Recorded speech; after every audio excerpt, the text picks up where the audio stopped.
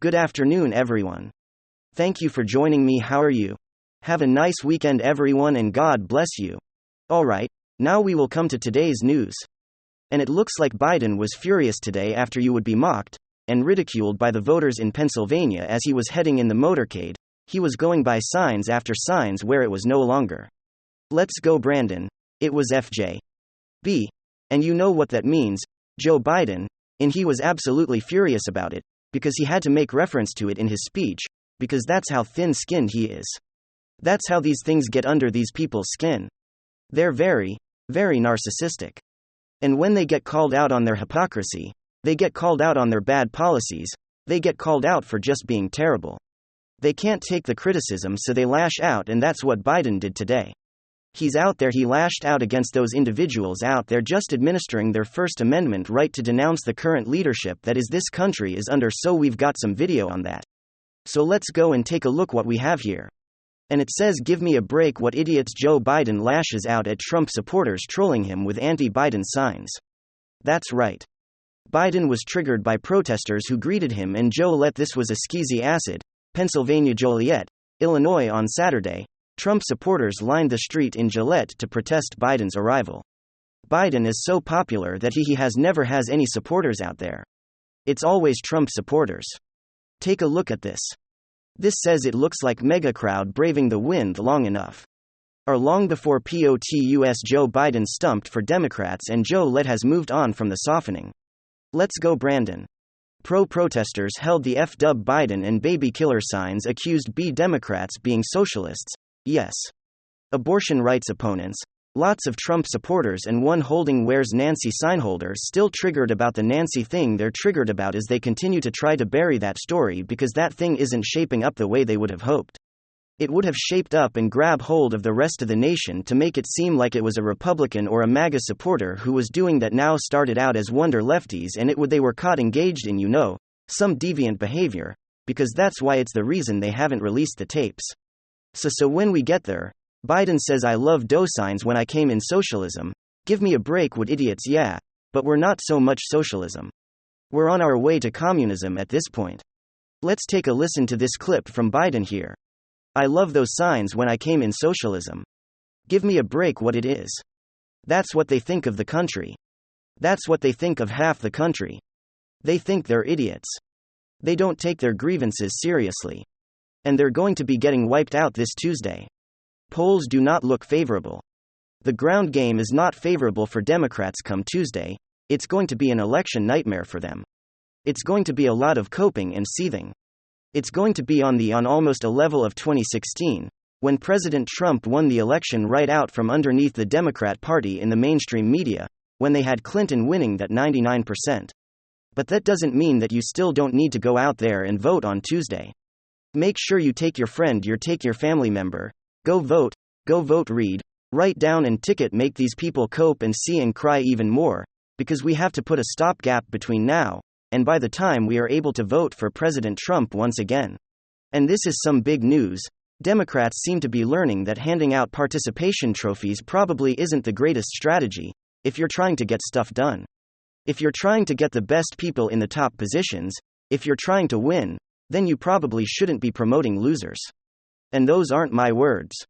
Those are words from the Democrat media. It seems as though this election season, as the COPM is fading, is becoming a massive wake-up call for the left-wing establishment. The left-wing media is now urging Democrats to stop falling for, quote, "superstar losers," implying the Democrats and Democrat voters spend too much time idolizing and backing deeply unpopular candidates who get nothing done, who don't even get into office if they're seemingly such influential figures within the party and the establishment. But that's what happens when your culture moves away from a system of meritocracy, and the Democrats are finally realizing it's a losing strategy. Literally. Let me show you guys what's going on here with this article from The Atlantic. Alright folks, take a look at this. Democrats keep falling for, quote, "superstar losers." There's never been a better time to lose an election. In the early 2000s, the Japanese racehorse Hao Root Rara became something of an international celebrity. This was not because of her prowess on the track, just the opposite. Hao Root Rara had never won a race.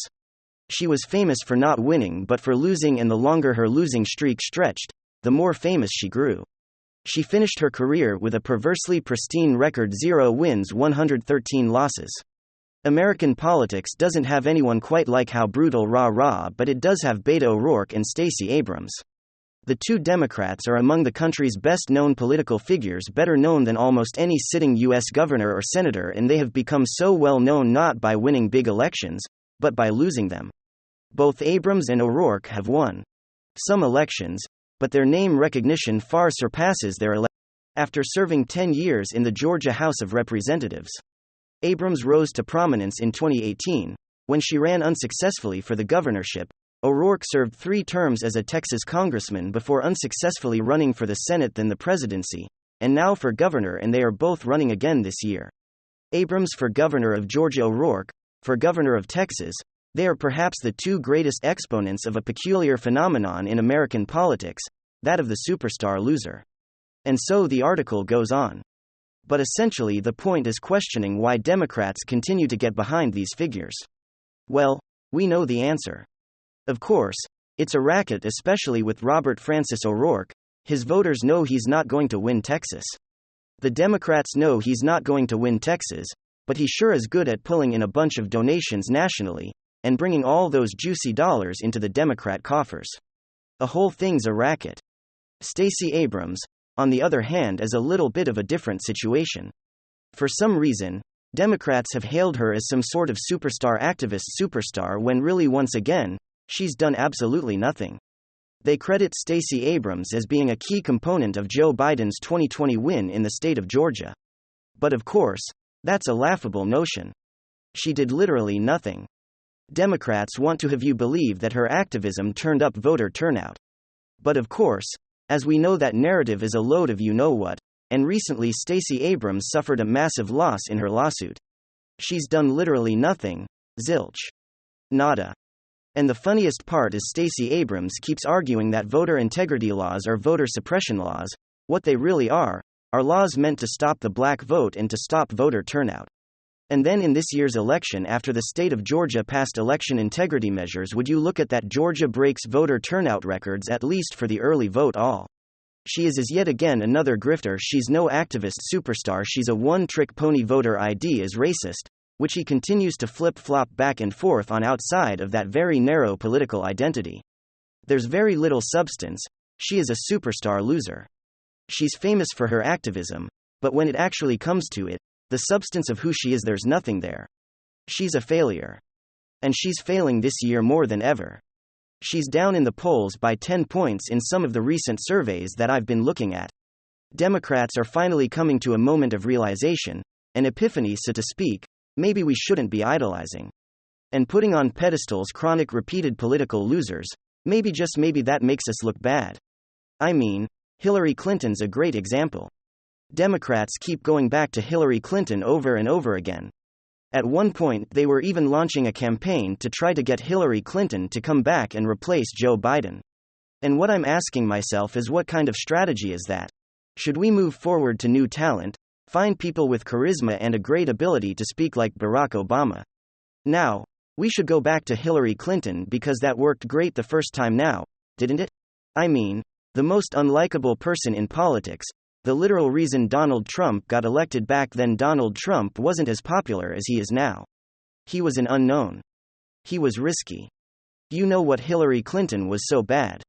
She was such a disaster, so unlikable that people were willing to go with Donald Trump and just say, screw it. Let's see what happens. I mean, that strategy from the Democrats, sticking with losers and unlikable people, is what elected the evil orange man that they all keep crying and complaining about. It's a serious problem. Some would even call it an epidemic in the Democrat Party. I mean, look at all the polls moving forward to 2024. Joe Biden's number 1 on that list. The guy is a loser. He failed to get more than 1% of the vote every single time he ran for president except for the last time, and number 2 is Kamala Harris. Well, that kind of speaks for itself now, doesn't it? It's like Hillary Clinton, but even worse and more cringy.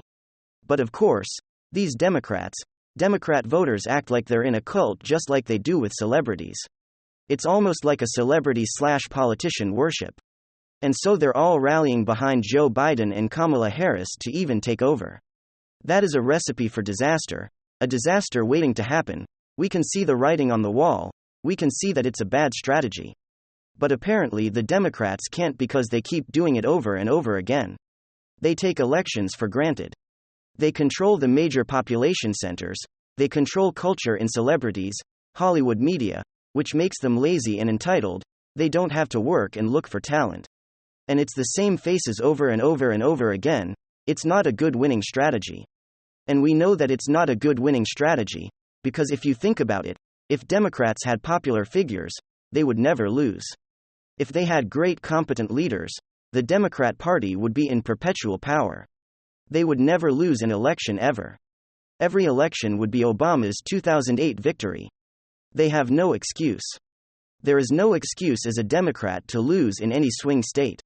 You have all the celebrities, all the athletes, all the TV shows, all the talk shows, the news shows, the article writers, everyone and everything is advocating for you, frankly, is campaigning for you. And so you have no excuse to lose what Democrats lose. Like I always say, a lot of the times it's not even necessarily the Republicans doing anything special. It's just Republicans winning by virtue of not being Democrats, or Republicans winning by virtue of not being Hillary Clinton or Kamala Harris. They're straight up Democrats who will tell you that, 2024, who would you vote for, Donald Trump or Kamala Harris? Well, Kamala Harris, not so sure about that one. I guess I'll have to vote for Donald Trump. Imagine a Democrat or imagine a left-leaning independent saying those words. I guess I'll have to vote for Donald Trump. You have to be a total disaster to get somebody who's moderate left-wing to say something like that. And it's just crazy how the Democrats keep going back to these candidates over and over again. Beto O'Rourke is gonna get slammed, Stacey Abrams is done. The question is, are the Democrats going to kick them to the curb and move forward? Or are they going to continue to worship Stacey Abrams as some sort of Democrat deity? I guess we'll have to see if 2022 is truly a wake-up season, a wake-up call for the Democrat Party. I somehow doubt it. It's probably going to be Russia's fault or voter suppression as fault, or I don't know, some sort of convenient excuse. Like I said, when Democrats lose, Democrats have only Democrats to blame. We will be back early tomorrow with the news to get you all caught up. Until then, ciao. Goodbye. God bless. Smash the like button, hit that subscribe